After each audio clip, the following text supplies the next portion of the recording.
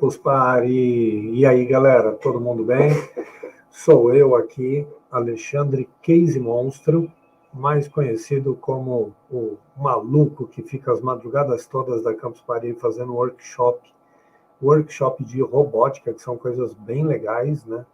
E dessa vez estou eu aqui em casa, participando da Campus Party, e essa vai ser minha primeira Campus Party de São Paulo, que eu não estarei aí presencialmente, hein? Primeira, hein? Olha só, primeira vez que eu não estarei aí presencialmente.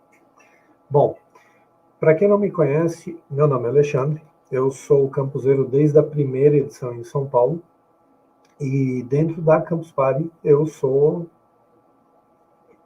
doido, eu acampo, eu brinco, eu jogo, eu faço workshop durante a madrugada, eu só não durmo muito. E eu participo desde a primeira. E dentro da campus, ao longo desses anos todos, eu acabei fazendo um mix de alguns conhecimentos que eu tinha, e esse mix deu origem a uma técnica de ensino de robótica, que eu chamo de oficina de chão, que é uma oficina lúdica, divertida, extremamente descontraída. E uma coisa legal dessa oficina, ela é para todas as idades. Isso é uma coisa bem legal de se falar, porque a forma como ela é executada é para todas as idades e todos aprendem, ok? Desde uma criança a um adulto, né? Então isso é bem legal. E nessa pegada de robótica, tecnologia, educação, a minha fala aqui hoje eu vou tentar ser rápido nesse momento aqui, onde eu vou exemplificar algumas coisas, e depois eu quero mostrar um pouco aqui na prática como é a absorção desse conhecimento que eu estou falando. Então, para quem atua na área de educação e tem dúvidas sobre como incluir a tecnologia na educação, agora é um bom momento para você entender como é simples isso, tá? Eu primeiro vou defender isso com uma análise e depois eu vou mostrar isso na prática, como que pode funcionar, tá bom? Bom, eu vou fazer uma apresentação aqui para vocês e eu espero que vocês gostem. Havendo dúvidas, vocês querendo interagir, por favor, mandem aí as interações, ok, no chat, que aí a gente vai conversando, tá certo? Então, deixa eu apresentar aqui. Eu vou mostrar para vocês uma forma da gente estudar um pouquinho a nossa história nos últimos 30 anos, tá bom? É uma análise rápido, e essa análise tem um propósito muito crítico no final. E eu gostaria que vocês entendessem essas minhas observações. Elas são a minha opinião, como quem trabalha na área de educação há praticamente aí quase esses 30 anos que eu estou falando, né? E ela é uma crítica que eu faço ao nosso sistema de ensino, tá bom? Mas eu vou argumentar aqui por quê. Nos últimos 30 anos, se nós pararmos para olharmos a alimentação, né? Há 30 anos atrás, nós tínhamos determinados produtos que eram dessa área, né, desse ramo da alimentação, e que eram fabricados apenas por um único fabricante. Eu sei que a maioria não deve saber, mas alguns anos, algumas décadas atrás, teve uma questão de uma regra de lei sobre patente, e aí se abriu a patente de algumas coisas que estavam sob domínio de uma mesma empresa há muito tempo. E quando aconteceu isso, o que aconteceu? Vários produtos na área de alimentação passaram a ser produzidos por outras empresas. Por exemplo, o bolinho da Ana Maria. Antigamente só tinha a Ana Maria que fazia aquele bolinho pequeno, né, aquele modelo para criança, né, um bolinho por criança. E depois de um tempo começou a ter vários outros fabricantes. A própria Nestlé tem a farinha láctea, por exemplo, que é algo que eu gosto desde criança. E a farinha láctea, por exemplo, hoje existem várias marcas que produzem a farinha láctea.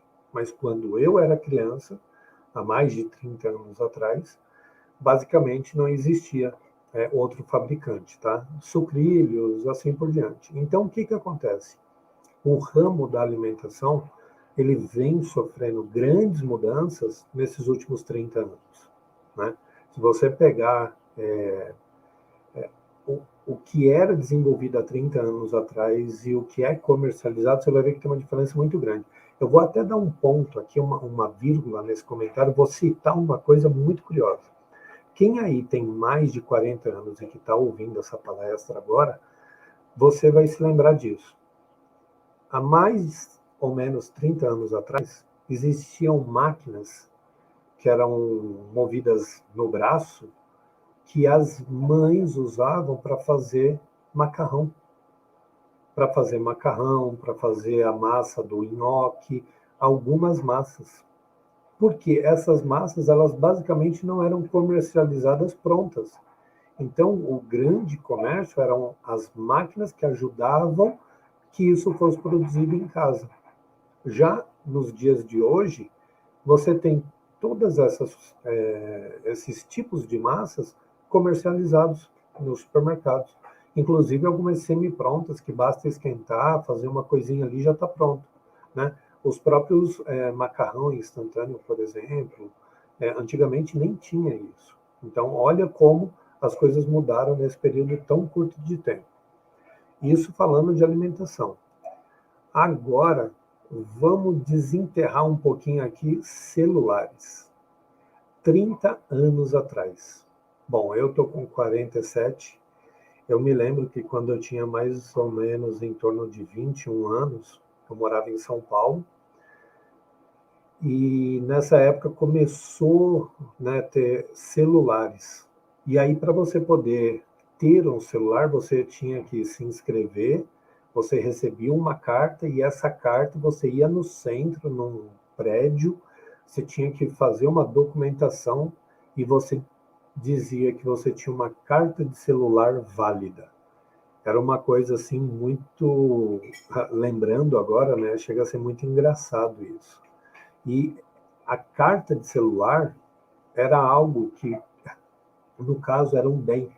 Era um bem que poderia ser comparado, por exemplo, eu tenho um carro, né, um carro popular. Eu tenho um carro popular, eu tenho uma carta de celular, porque era muito difícil você ter essa carta de celular. Hoje, você vai no mercado, você faz uma compra, você compra o aparelho celular, você compra o chip da operadora que você quer e o aparelho celular em infinidades diferentes, né? Já nesse caso, quando a gente fala de celular, os primeiros modelos eram assustadoramente grandes, feios, não existia tela, não existia touch, eram botões, né? Então você tinha os números apenas, você não tinha agenda, era uma coisa bem diferente. Só que com o passar do tempo, as coisas foram mudando e foram enriquecendo, né? Os aparelhos foram se tornando cada vez melhores.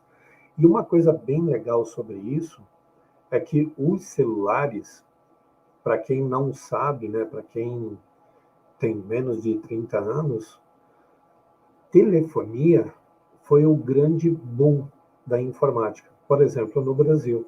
Antes mesmo de ter os computadores nas escolas, nas empresas, o que era de grande tecnologia que as empresas possuíam era o seu sistema de telefonia. Então tinha os sistemas KS, que era puramente mecânico, para poder atender uma ligação externa, transferir uma ligação para um ramal. Eu fui técnico nesses tipos de aparelho, Telequipo, Multitel, Multivox e alguns outros. E o que acontece? Nessa época os telefones eram, sério, eram horríveis, eram grandes. Tem aqui algumas imagens que está na horizontal que mostram alguns modelos de aparelho telefônico, mais ou menos ali, ó, entre o vermelho, o branco e aquele laranja na última linha ali. Esses modelos ainda são modelos bonitos ainda. Esse que eu estou falando chega a ser mais feio ainda que esses. Mas isso era o grande boom que a gente tinha tecnológico nas empresas. Começou pela telefonia. Eu comecei nessa área pela telefonia. Quando começou a informática nas empresas, era o diretor da empresa, o dono da empresa que tinha um computador. era a diretora da escola que tinha um computador, né? Então, o computador não era tão comum, ele ainda era um artigo muito caro. E falando de telefonia, né, depois de 30 anos de evolução, olhe como a telefonia é hoje. A telefonia hoje ela está num patamar assim que não dá nem para comparar com o que era 20 anos atrás. Imagina 30 anos atrás, né? Internet, navegação, ver filme, conferência. A primeira vez que eu vi uma conferência pelo celular, que eu podia ver o rosto de uma pessoa, não acreditei. Eu falei, nossa, que coisa! E hoje já é algo tão comum, até para uma criança hoje já é tão comum isso, né? E falando da telefonia, a gente vai falar então especificamente agora da informática. Bom, o primeiro computador, todo mundo conhece essa história, já é bem antiga, é o ENIAC, que era um computador gigante, ocupava 2 andares, tinha um monte de, pareciam geladeiras, e isso tudo era um computador, né? As pessoas andavam por dentro dele. Tudo bem que isso não tem 30 anos, é mais antigo. Há 30 anos atrás, mais ou menos, a gente já começa ali naquele segundo modelo de computador ali, que é um desktop. No Brasil, a gente começou na época, eram uns 286, 386. O computador ficava ligado, aí a tela do computador ficava marcada, queimava a tela. Então, quando desligava o computador à noite, você olhava para a tela, você via a borda da planilha do programa que você usava. Era uma coisa feia pra caramba. Só que, assim, esse foi o nosso começo, né, da tecnologia. Eu me lembro, a primeira vez que eu fiz manutenção em um computador era um 286. Foi uma coisa... Primeiro, quando eu abri assim, eu, caramba! E qual foi o meu parâmetro, né? Quando eu comecei a fazer a manutenção, eu era técnico de eletrônica. Então, eu conhecia os componentes eletrônicos, mas eu não conhecia um computador. E eu me lembro que a primeira vez que eu abri um computador, eu fiquei assim, impressionado, né? Que coisa! E hoje já é algo tão comum, né? Algo tão... Se parar para pensar hoje, essa própria evolução que está aí nos slides é uma evolução muito forte. Hoje, se você vai desenvolver um programa, se você vai desenvolver alguma coisa, você não tem que pensar no teu produto para computador. Você tem que pensar no teu produto também para celular.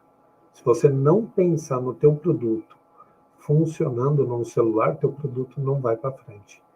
Tecnicamente, nós vivemos uma geração, uma evolução que diz que o desktop vai sumir e o computador, né, o que vai ser mais comum para todos, se torna o próprio celular. Então, o celular está ganhando um espaço muito grande. Inclusive, o celular, esse celular que eu estou segurando aqui, ó, na mão, ele tem mais tecnologia, mais capacidade de processamento do que os computadores da NASA quando mandaram um homem para a Lua.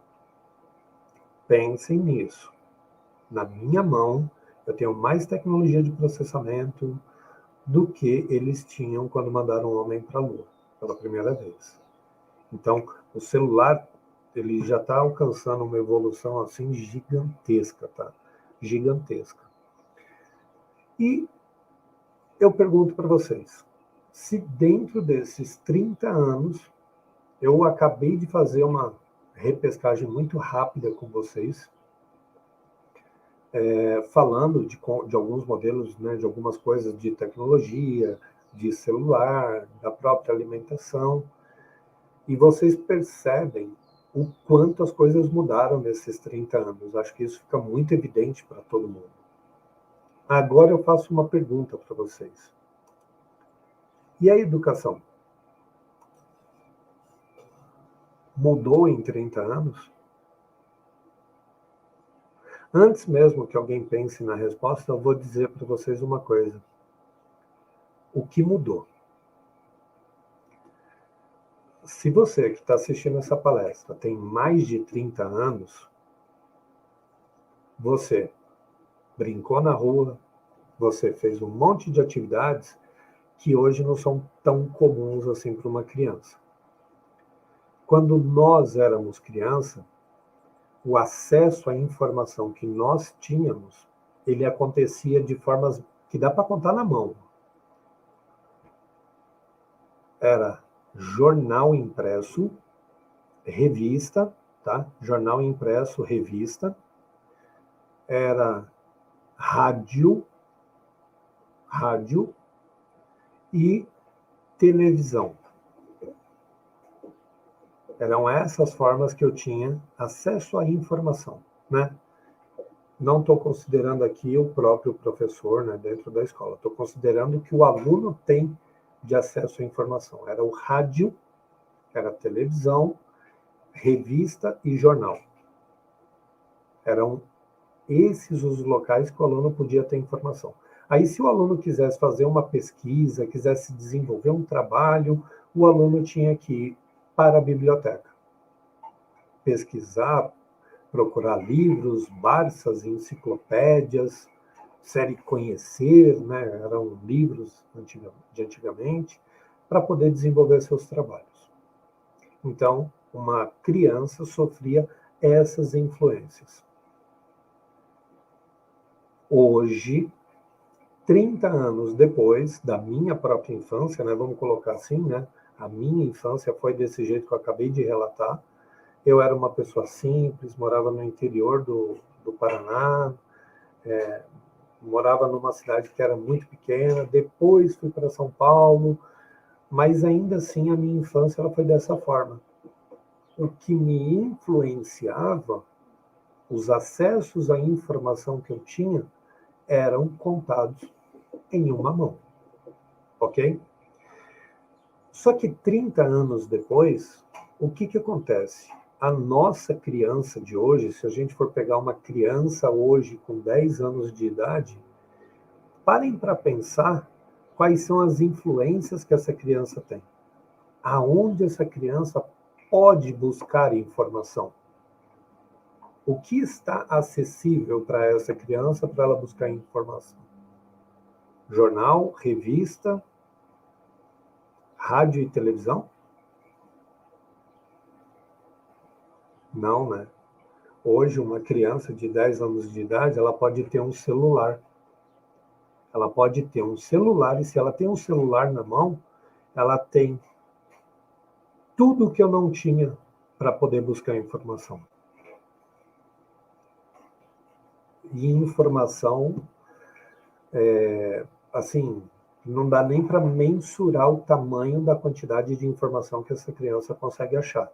De todos os gêneros. De conteúdos pedagógicos, de conteúdos na área de diversão, games, receita, 1 milhão de coisas. Não dá para mensurar a quantidade. Vídeos, áudios, não se mede. É tanta informação que não se mede. Nós resumimos dizendo que ela tem o mundo na palma da mão. Ok?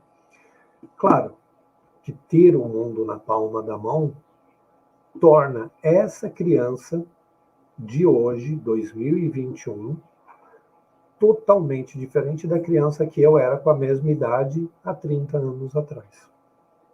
A quantidade de informações que chegavam até mim, a quantidade de informações que chegam até essa nova criança, é um abismo de diferença entre um e outro. Então, respondendo àquela pergunta, o que mudou em 30 anos na educação, eu vou dizer para vocês o que eu tenho certeza que mudou. O aluno, a criança, ela mudou. Ela não é mais a mesma criança. E aí, o sistema pedagógico não serve mais. O sistema pedagógico não serve, né? Eu coloquei essa charge aí porque eu acho ela muito forte, eu acho ela muito bonita, assim, ela tem um valor muito grande para mim. Eu acho que a pessoa que bolou foi um gênio, né? Antigamente, isso é verdade, antigamente a gente tirava notas ruins, os pais cobravam a gente, né? Hoje em dia os pais perguntam: o que será que a escola fez? O que será que a professora errou? Eu vou dar uma opinião aqui e é aberto para diálogo, claro. Mas, pessoal, uma professora que usou mimeógrafo E aí usou uma copiadora, usou um retroprojetor, e que hoje passou pelo PowerPoint, usando slides, e hoje está na sala de aula ainda, e ela ainda usa aquela mesma base de material que ela começou lá no mimeógrafo.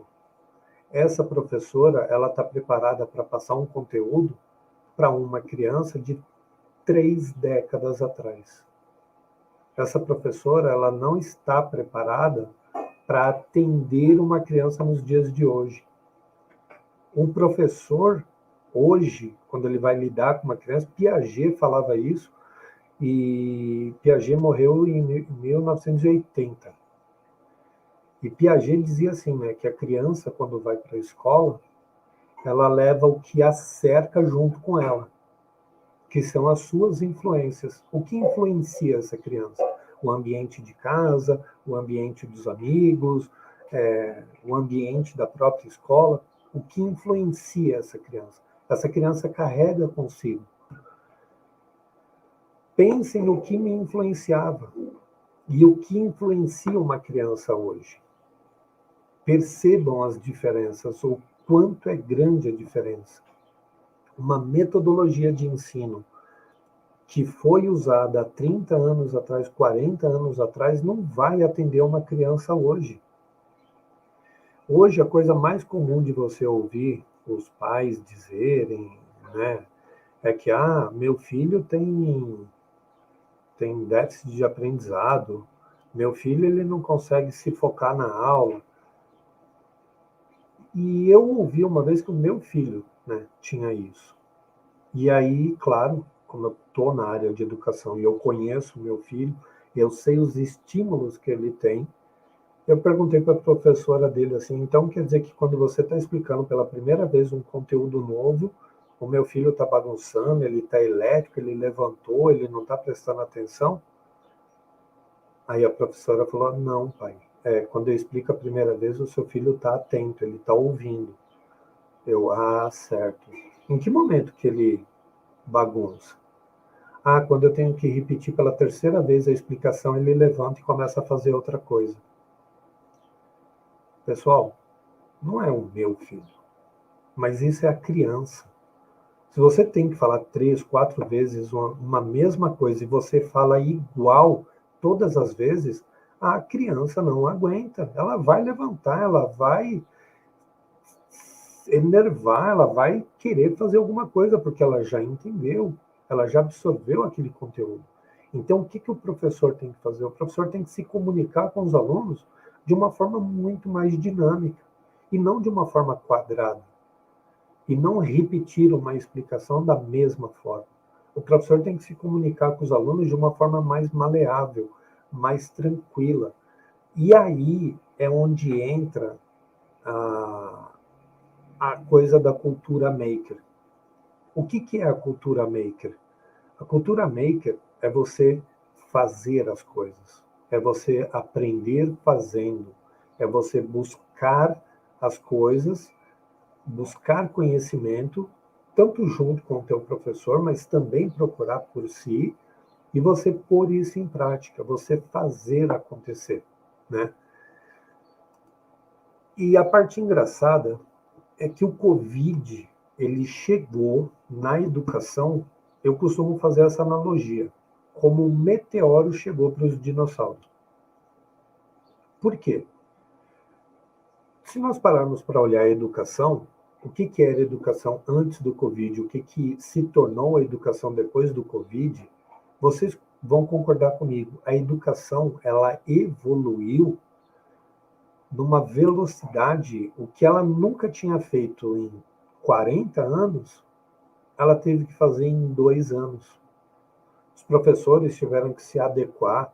Os professores são heróis, na minha opinião, porque eles tiveram que se adequar, tiveram que se adaptar para trabalhar online, para conseguir gerar conteúdo, descobrir uma forma nova de passar esse conteúdo, de conseguir ensinar essas crianças. E aí foi onde aconteceu a grande questão. Os professores se modernizaram. A pulso, a ferro e fogo, mas os professores se modernizaram. Aqueles que tiveram maiores dificuldades, que não conseguiram se adaptar a isso, são aqueles que começaram no mimeógrafo. São aqueles que já deram sangue pela educação, já deveriam estar aposentados, já deveriam estar podendo usufruir de uma vida com mais tranquilidade. Mas eles ainda estão trabalhando. E eles sentem a maior dificuldade em se adequar ao novo. E o novo é o que vai atingir a todas as crianças. O novo é o que vai modernizar a educação. O novo é quando nós falamos de ferramentas online para a educação. O novo é mudar a forma do ensino. É sair do tradicional e reinventar a educação. Eu sou o coordenador do projeto Include, tcharam, que é o projeto da Campus Party, que leva robótica educacional para as comunidades. E eu sou uma pessoa que morei na comunidade. Eu sou uma pessoa que cresci numa comunidade. Eu sei as realidades que uma comunidade tem. Então, quando nós falamos de aulas online, inclusão, eu sei exatamente o tipo de situação que a gente se depara. O tipo de coisa que nós vamos enfrentar. E aí, dentro do Include, nós conseguimos desenvolver uma metodologia totalmente relacionada com a metodologia das aulas presenciais, uma metodologia mão na massa, de fazer acontecer a educação de robótica, mesmo em aulas online. Mesmo em aulas online, é onde o nosso aluno, às vezes, assiste a aula só pelo celular, que o nosso aluno não tem um computador. E não é um celular grande igual esse que eu estou segurando aqui, não. É um celular menor. É um celular mais simples, com uma telinha menor. Tudo fica pequeno, mas ainda assim, mesmo com esses alunos, nós conseguimos trabalhar a tecnologia, a robótica educacional ainda online, né? E nós temos alguns relatos de alguns alunos que são fantásticos. O aluno sai de casa e ele parava na praça, conectava na internet do restaurante para poder assistir a aula. Olha o interesse, olha a vontade de aprender, olha a busca por conhecimento. E os nossos alunos, aí eu falo como professor para todos os professores, e os nossos alunos, eles são incríveis, pessoal. Eles só precisam de oportunidade, de desafio, de serem tirados da zona de conforto e falar, faz, vem fazer, vamos mexer aqui. E às vezes alguém pode falar, mas a aula de robótica é diferente da aula de matemática, português, história, ciências. Pessoal, robótica é diferente? É. Só que robótica não está separado do português, do inglês, da matemática, da história. Entendeu? Não está separado. Eu consigo, dentro de um laboratório, trabalhar oficinas, trabalhar com alunos conceito de lateralidade, conceitos de coordenação motora, conceitos de português, matemática. Dá para trabalhar tudo. Nós relacionamos, nós criamos as relações entre o que nós queremos compartilhar com os alunos. E funciona. Aí a gente pode falar sobre programação. Poxa, mas ensinar programação para uma criança não dá. Pessoal, dá, funciona. Eu faço isso há anos e eu tenho situações onde crianças que estavam sendo alfabetizadas, eu estava dando aula de informática, né, para eles se situarem o que é um computador, aprenderem a digitar, e no mesmo ano, no final do ano, eu já estava ensinando as crianças a programar em C. E as crianças sabiam. Eu escrevi o código errado no quadro, uma criança me corrigiu com 7 anos de idade. Para mim foi fantástico aquilo, porque ela percebeu que eu tinha errado. Ela tinha aprendido o suficiente para entender o código e saber que faltava um ponto e vírgula em determinado local que eu não coloquei. Então, as crianças, elas têm capacidade de aprender. Elas precisam ser desafiadas, elas precisam ser colocadas em movimento. Eu sei que o Include não é uma sala de aula tradicional, não é um ambiente de ensino tradicional, mas o Include é um dos maiores exemplos que eu tenho para falar para vocês hoje sobre como é trabalhar uma nova educação dentro de um ambiente. E é fantástico, pessoal, fantástico verem os alunos ali construindo, mexendo. Você ensina o pensamento lógico, como funciona, como que monta, e aí você pega os componentes e faz assim, ó, agora é com vocês vão construir. Aqui atrás de mim eu tenho 2 exemplos aqui, né? Eu tenho o Homem de Ferro e eu tenho o Evo, que é um robô que a gente construiu. O Evo é feito todo de papelão. Ele tem a boca que ilumina conforme ele produz áudio, barulho, os olhos acendem, e ele é todo feito de material reciclado. E do meu outro lado eu tenho o Homem de Ferro, de 1,84 m, e para quem não conhece, é um Homem de Ferro feito todo com material reciclado. A base da construção do próprio Homem de Ferro é uma técnica chamada pepakura, que é dobradura, é origami. E a partir do momento que você faz essa dobradura, esse origami, você constrói um objeto em 3D. Ah, mas existe impressora 3D? Claro, existe. Tem quantas na periferia? Quantas estão acessíveis para todos os alunos? Então, o que eu faço? Eu pego técnicas que são mais simples, mais acessíveis, mas que podem dar resultados. A técnica para construir esse robô é a mesma técnica para construir o Homem de Ferro. Muda o quê? A vontade e a dedicação para fazer. Mas as duas aqui, os 2 projetos, seguem o mesmo princípio.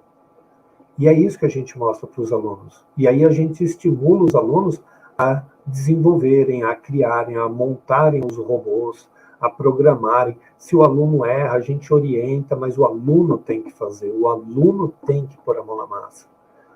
O aluno sente aquela frase tão pesada para uma criança, no sentido do quanto é importante, que é o pertencimento. É meu, foi eu que fiz, eu que configurei. Está funcionando porque eu acertei o código. E esse sentimento muda a criança. Você inclui a criança em um futuro ligado com a tecnologia. E é essa a proposta do Include. Isso é um pensamento maker. É um pensamento de como fazer a criança aprender as coisas através de um mediador. O mediador é aquele que está à frente do laboratório como professor, mas não é professor. Ele é um mediador, ele é um facilitador. Não existe aquela lacuna, sou o professor, você é aluno, tem uma distância imensa entre nós dois. Não, o mediador ele está aqui, ele está junto com os alunos. Ele discute com os alunos, ele fala, ele dá sugestão. Um aluno pode chegar, como dizia Piaget, uma criança traz o que influencia para o ambiente de aula. Eu já passei por isso. Eu estava explicando uma coisa, ensinando um negócio, aí um aluno meu chegou para mim e falou, pô, professor, mas então dá para fazer desse outro jeito? O aluno trouxe uma solução para resolver uma situação que eu tinha proposto. Porque ele tinha essa bagagem, ele tinha esse discernimento de pensar diferente.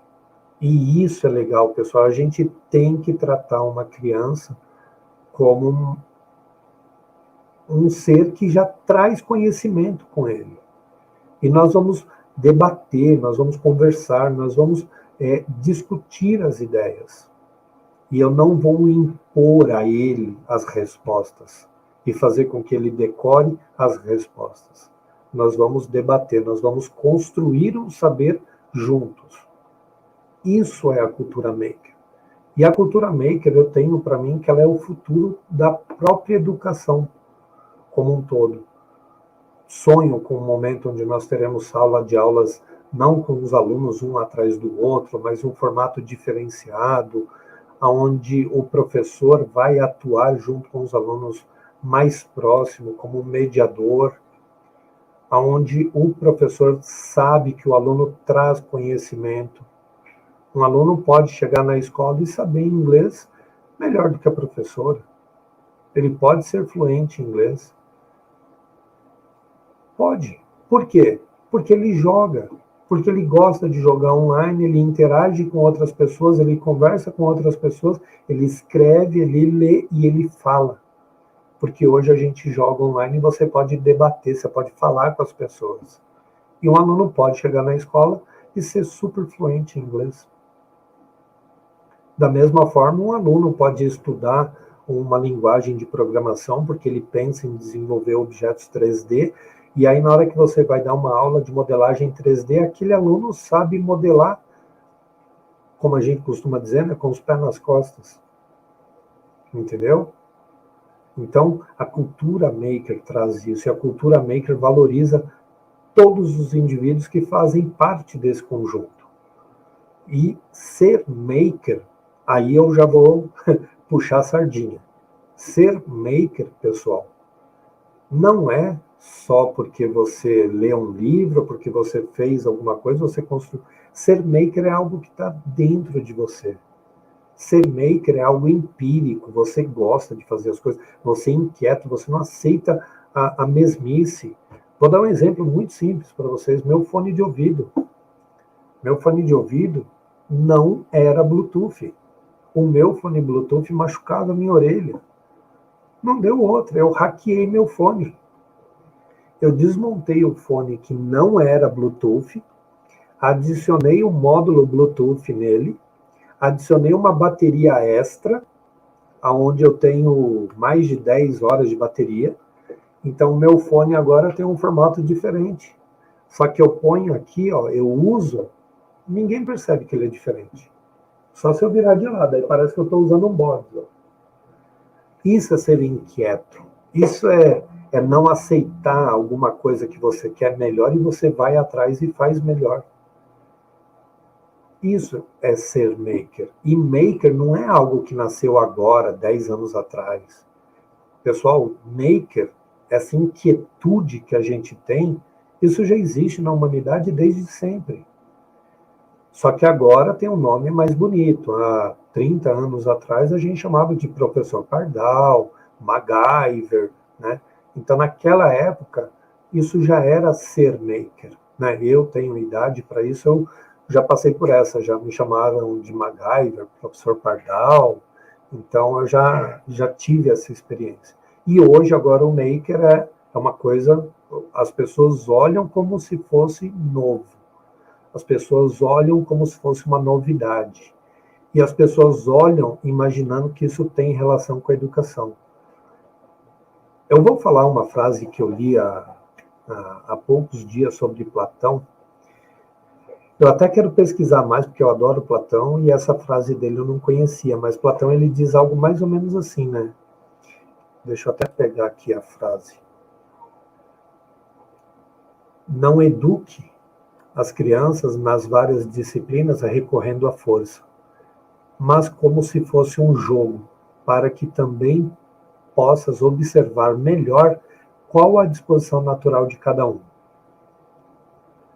Essa frase eu achei fabulosa, eu não conhecia, vou até procurar mais sobre isso, porque assim, Platão está falando aí, 300 a.C., sobre gamificação na educação. Se essa frase é verdadeira de Platão, se alguém aí conhece Platão e sabe que ele falou isso, conhece que eu digo assim, já leu os livros, e sabe que ele falou isso, pessoal, Platão está falando de gamificação. E Platão é considerado o pai da educação. Só que eu acho que ele é o pai de um filho que nunca nasceu na concepção do que ele realmente queria. Acho que a educação de Platão só funcionou especificamente com ele. Porque todos os ideais, todos os propósitos da educação que ele defendia, como essa própria frase que eu acabei de ler, hoje, quando defendemos isso, Ainda tem gente que torce o nariz. Como que eu vou ensinar algo para uma criança usando jogos? Tem gente que ainda torce o nariz, tem gente que não entende. Entendeu? E é complexo isso, porque nós estamos falando de uma coisa que mexe com o ego, né? Mexe com algumas pessoas assim que vão sentir o ego mais afetado. Poxa vida, então quer dizer que tudo que eu fiz até agora não tá dando certo? Não, mas calma aí. Tudo que você fez até agora era o que era feito há 200 anos. E uma criança hoje não é igual a uma criança de 30 anos atrás, imagine 200 anos atrás. A educação, ela segue um ritmo, antes do Covid, tão cruel. Se você pegasse uma criança atemporal de qualquer outro momento anterior da história e colocasse na sala de aula, o método de ensino servia para elas. Servia. Só que você pega uma criança dos dias de hoje, você coloca dentro de uma escola tradicional, o método não serve. O método não serve, porque as crianças são diferentes, as crianças têm diferenças, as crianças são mais inteligentes, as crianças são mais elétricas, elas são crianças inquietas com esse sistema. Agora, coloca dentro de um laboratório maker, as crianças que dão mais trabalho na sala de aula são as que vão virar líderes no laboratório maker. São as que vão construir, são as que vão gerenciar as equipes, são aquelas que vão ter maior facilidade para pensamento lógico. Eu passei por isso com alguns alunos. Eles eram alunos ditos problemáticos dentro da escola, porém, quando passaram pelo laboratório, que eu comecei a trabalhar robótica com eles, dentro da sala de aula, eles se tornaram os melhores alunos. Porque influenciou. Isso é cultura maker mudando a sala de aula. Olhem para isso, observem isso, pesquisem, procurem informação que vocês vão achar. E vocês vão perceber isso. A cultura maker vai mudar a educação. Precisa mudar. Nós não temos como continuar com uma educação que já era condenada 100 anos atrás. Se você pegar qualquer literatura falando sobre pedagogia, 50, 60 anos, 100 anos atrás, tinha algum educador que já apontava o dedo para a educação e dizia: isso é um dinossauro morto. E a cultura maker está chegando aí para fazer essa revolução. Se vocês pesquisarem algumas escolas que estão à frente no sistema de ensino, se eu não me engano, tem acho que um ou dois países que já estão fazendo isso, vocês vão ver que a educação deles segue muito próximo a uma educação de cultura maker. Eu não vou lembrar agora o nome, se é Finlândia, não, é Noruega. Muito obrigado, minha esposa, assistente, namorada, amante. A Noruega já tem, por exemplo, crianças, elas escolhem o que elas querem aprender. Ah, mas vai aprender um conteúdo menor do que os outros. Pelo contrário, elas buscam mais conhecimento ainda. Dê uma pesquisada, tem vários vídeos, matérias falando sobre isso. Vocês vão ver, é fantástico. E aí nós olhamos para a nossa educação e nos questionamos, né? Por que ainda é desse jeito? Mesmo com essa crise do Covid, as mudanças que aconteceram dentro da educação, ainda tem muito mais por acontecer dentro da educação. Muito mais. E é fantástico pensar que é algo tão simples para mudar a educação. Entendeu? Isso é fantástico, porque é simples. A mudança é simples, a mudança de postura. E aí tem um detalhe. Quando a gente fala de tecnologia, a gente fala de inclusão, a gente tem que pensar também que nem todo mundo está online.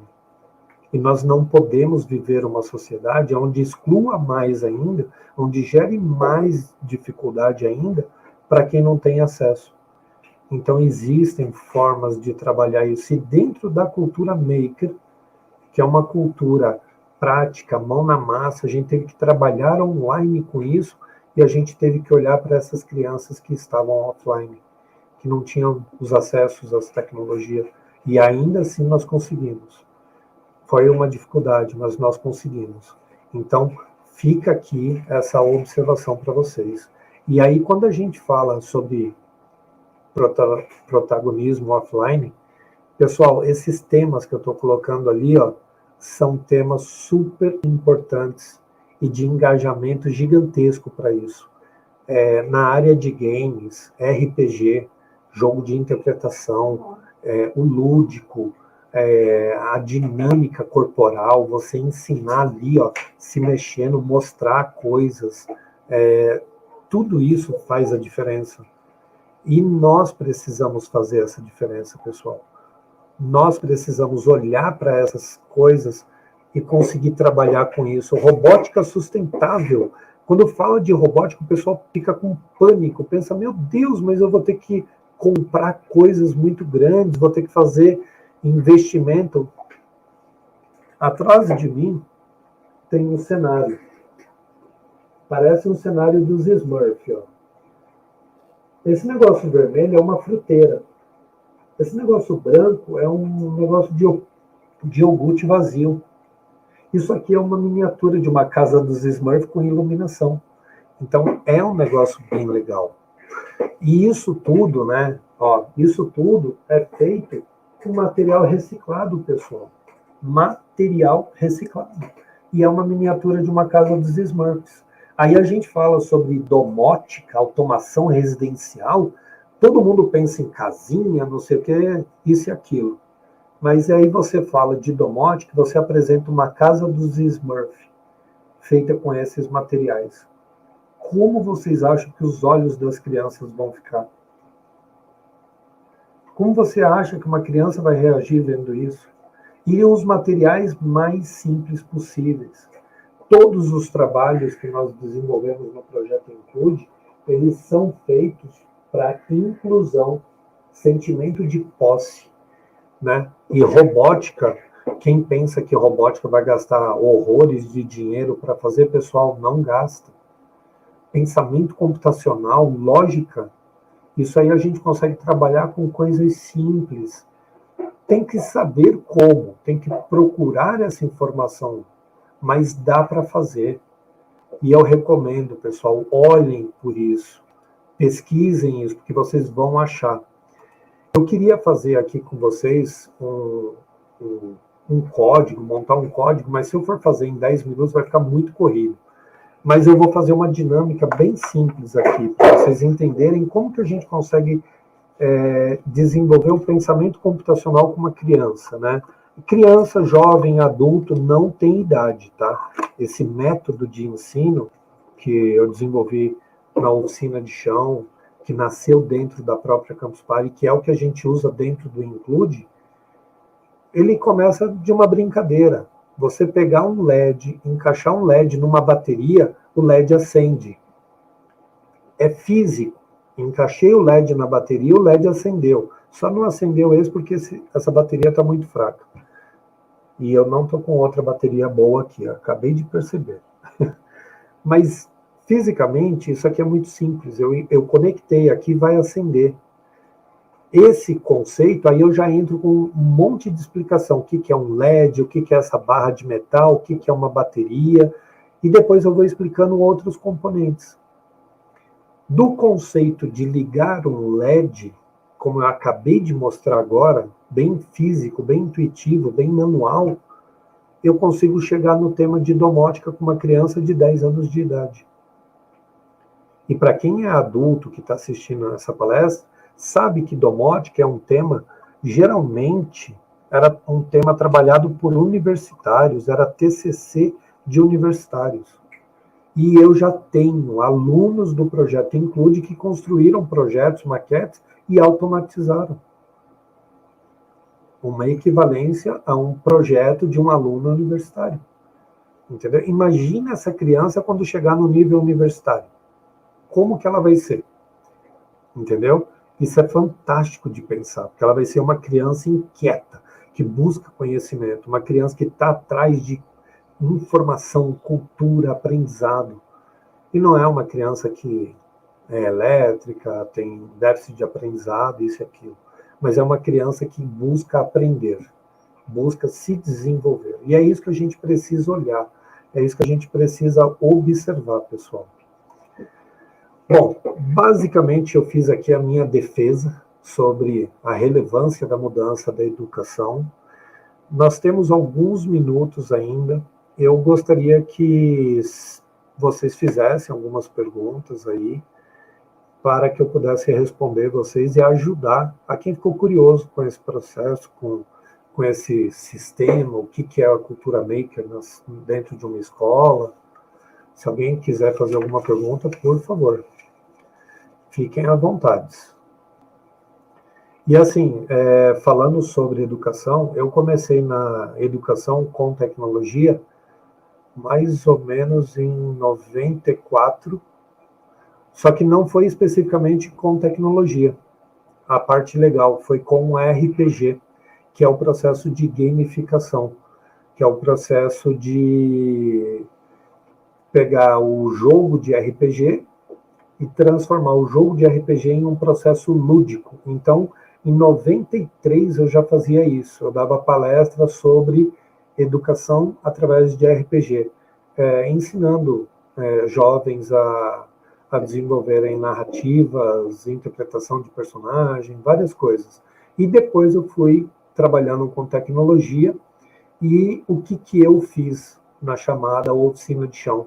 Eu misturo algumas coisas de RPG com o próprio processo maker, né, de aprendizado, onde essa coisa do empírico, sentir na pele, isso tem muito no RPG, mas no processo de educação com tecnologia, onde você faz o aluno sentir na pele essa emoção, essa coisa do aprendizado, é tão importante quanto aquele personagem que está enfrentando um boss e que consegue derrotar o boss.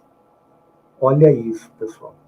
O sentimento do jogador quando destrói o chefão é o mesmo sentimento que a criança tem quando ela está passando por esse processo de aprendizado mão na massa, e ela erra e ela supera o próprio fracasso.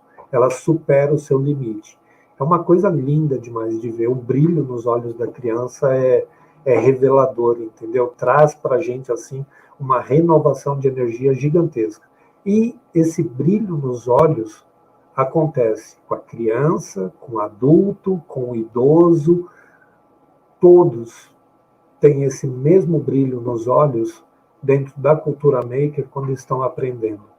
E é fantástico isso, pessoal. Olha, é lindo demais de ver isso. É lindo demais de ver na prática isso acontecendo. É muito bom. E aí, dentro da robótica, nós temos N equipamentos, a gente apresenta todos os equipamentos para as crianças. Existem várias temáticas diferentes que a gente consegue trabalhar. Nós conseguimos reciclar um motorzinho de um carrinho quebrado, ligado direto na bateria, para fazer um elevador subir e descer. Para fazer a criança adquirir o conhecimento de que se ela quer parar o elevador num lugar certo, o que ela tem que fazer? Porque ela não pode ver aonde o elevador está, né? Ela está do lado de trás do prédio. Mas aí ela tem que se descobrir. Então quer dizer que eu estou no térreo. Se eu ligar na bateria e eu contar o tempo, eu vou conseguir contar o tempo até entender quanto tempo eu preciso para ele parar no 7º andar. E aí a própria criança vai se descobrindo. E quando você fala na programação que ela vai programar e que ela tem que programar o tempo, ela já, professora, é igual quando a gente fez o prédio, porque aí eu tinha que ficar contando o tempo para ele parar no andar que o senhor pediu. E isso é legal, porque a criança passa de uma fase para outra dentro do aprendizado se divertindo, de uma forma lúdica, emocionante, e ela está se sentindo super confortável durante esse processo. Olha como que é legal isso, pessoal. E isso você vai ver dentro da cultura maker. E a cultura maker vai abraçar outras áreas, não só robótica, não só marcenaria, mas vai chegar em vários outros pontos. E aí nós teremos escolas onde as crianças vão realmente para aprender, e não no sistema bancário como a gente tem hoje. Chega lá, coloca um monte de coisa na cabeça da criança, sai, volta depois, faz prova, tá lembrando ainda, e acabou. Isso não existe. Isso já acabou faz muito tempo, pessoal. Hoje nós temos que fazer com que as crianças se desenvolvam e não que sejam repetidoras de informação, tá bom? Pessoal, tenho 1 minuto e meio. Gostaria de agradecer do fundo do coração a todos aí que assistiram essa palestra, a dizer para vocês que eu acredito na transformação da nação através da cultura. Isso começa dentro de casa, incentivando o nosso filho, incentivando uma criança a estudar, buscar conhecimento de forma correta, porque ter o mundo nas palmas da mão não quer dizer que a pessoa verdadeiramente tem todas as informações, mas tem que ensinar a buscar as informações. Isso é uma ferramenta desde que as crianças saibam usar corretamente. Então, orientem bem as crianças a como usar a tecnologia como uma ferramenta para se transformar e para transformar o mundo no qual nós estamos, tá bom? Pessoal, eu agradeço a vocês do fundo do coração. Muitíssimo obrigado por terem assistido essa palestra. Espero que cause aí questionamentos e pensamento de mudança em todos, tá bom? Pessoal, muito obrigado. Tenham uma ótima tarde, uma ótima Campus Party presencial para todos os amigos presentes. Valeu, galera. Até mais, hein? Vida longa e próspera.